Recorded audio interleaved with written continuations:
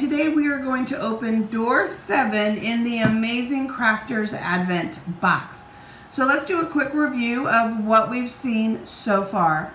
So there are actually 12 hidden goodies behind the doors, things that are exclusive to this box only, that you will not find in a Stampin' Up! Printed catalog or in the online store.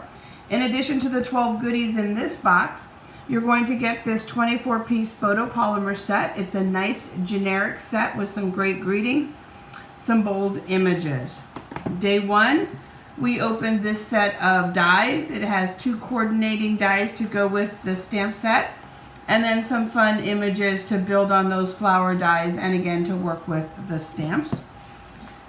Behind day 2's box, we had 20 pieces of designer paper that is 6 by 6 and single-sided. Behind day number 3, we had these amazing flat-bottomed, really sparkly gold sequins, gold dots. Excuse me, behind day number 4, we had our gold foil ephemera labels.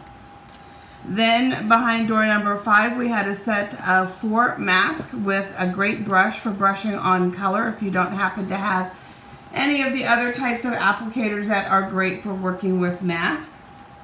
And then yesterday we uncovered these really sweet foam embellishments. So let's go ahead and let's grab the box and let's find door number 7. So right down here in front.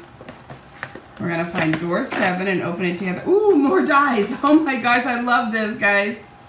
Oh, look at this.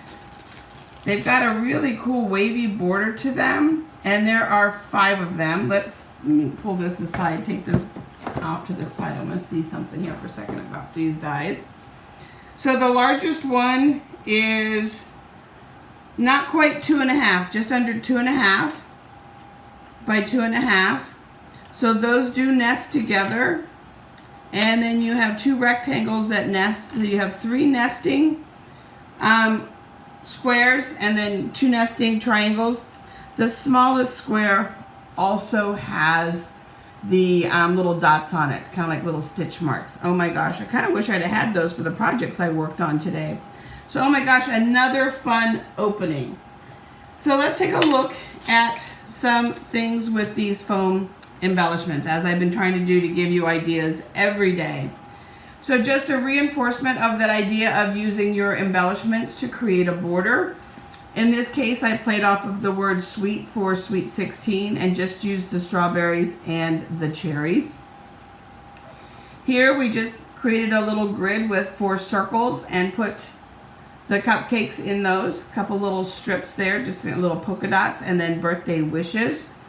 And then just showing you how you can build up a small stamped image and a greeting, and then we just added a simple single bow. So I know a lot of times things that are really tiny can be a little challenging, but they really can fill a void and you really can fill a card with them. Something else, if you look at my set of foam embellishments here, you're going to notice a distinct difference in coloring between the left and the right. And that's because I used either Stampin' Blends or Stampin' Write markers to color them and just add some more depth. I just wanted them to have a little bit more brightness for some of the projects that I created that I just showed for you, instead of them all being pastel. So this one was as is. This one we colored with the strawberry slush, and then this one I colored with the crushed curry to darken to match the flowers. So you can easily alter your embellishments. Blends are actually the best because they're going to be permanent and they're going to give you really that deep, vibrant color. So real easy to color on them, guys, and change them. And then don't forget to be building them up. So we'll see you tomorrow with number 8.